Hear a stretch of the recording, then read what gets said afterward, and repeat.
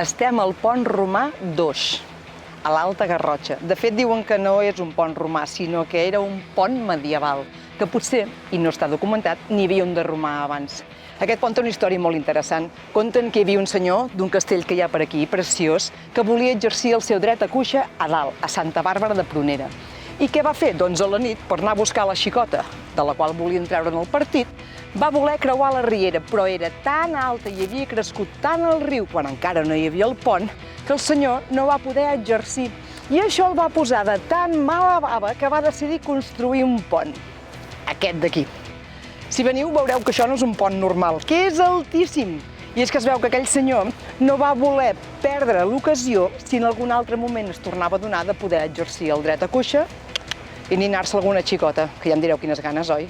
De fet, nosaltres, però, ens n'anem cap als Tres Roures. Si voleu saber-ne la història, ens haureu de seguir.